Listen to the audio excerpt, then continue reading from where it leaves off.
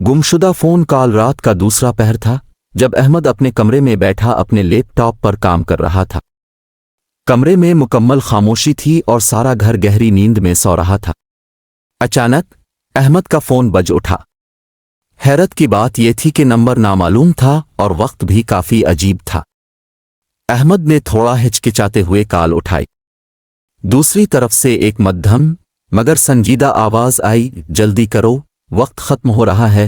अहमद घबरा गया और फौरन पूछा, कौन हो तुम और क्या मतलब है तुम्हारा? आवाज़ ने दोबारा कहा, जल्दी करो, वो तुम्हारे पीछे आ चुके हैं। इससे पहले कि अहमद कुछ समझता, कॉल काट दी गई। अहमद का दिल तेज धड़कने लगा। ये कौन हो सकता है और वो किसकी बात कर रहा था? कमरे की खामोशी अब बोझ बनने लगी थी और अहमद को महसूस हुआ कि कुछ ठीक नहीं है।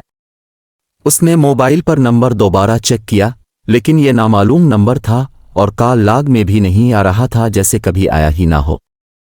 अहमद ने खुद को तसल्ली दी कि शायद यह महज कोई मजाक था, लेकिन फिर दरवाजे पर हल्की सी दस्तक हुई। अहमद का जिस्म सुआन हो गया। इतनी रात को दरवाजे पर कौन आ सकता था? वो आहिस्ता से दरवाजे की तरफ बढ़ा और बाहर झांक कर देखा, लेकिन कोई भी नहीं था। खौफ ने उसे जकड़ लिया।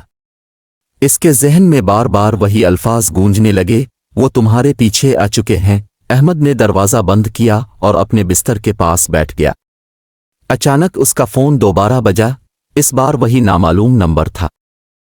उसने कांपते हाथों से कॉल उठाई और दूसरी तरफ से वही आवाज़ आई, तुम्हें बताया था, वो आ चुके हैं। इससे पहले कि अहमद कुछ कह पाता, फ़ोन खुद ब खुद बंद हो गया।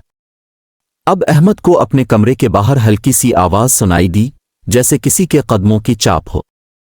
इसका दिल जोर जोर से धड़कने लगा और उसकी सांसें तेज हो गईं। वो जल्दी से कमरे की लाइट बंद करके दरवाजे के पीछे छप गया। बाहर कदमों की चाप मजीद तेज हो गई थी, जैसे कोई उसके कमरे के बिल्कुल करीब आ रहा हो। फिर अचानक दरवाजे के हैंडल को आहिस्ता से घुमाया गया। अहमद को अपने जिस्म में हरकत करने की ताकत भी नहीं रही थी। दरवाज़ा आहिस्ता से खुला और एक साया अंदर आया। अहमद ने अपनी आंखें बंद कर लीं और दिल ही दिल में दुआ करने लगा। लेकिन जब इसने दोबारा आंखें खोलीं तो कमरे में कोई नहीं था। सब कुछ खामोश और नॉर्मल था, जैसे कुछ हुआ ही ना हो। अगली सुबह जब अहमद बेदार हुआ तो उसके फ़ोन पर एक पैगाम आया हुआ था, तुम खुशकिस्मत हो, इस बार बच गए, मगर अगली बार होशियार रहना। नतीजा, कभी कभार हमारी जिंदगी में कुछ पुरस्कार वाक़यात होते हैं जो हमें सोचने पर मजबूर कर देते हैं कि हकीकत क्या है और वो चीज़ें जो हमारी नज़रों से ओझल हैं, उनका क्या राज है। Subscribe to our YouTube channel for more interesting video.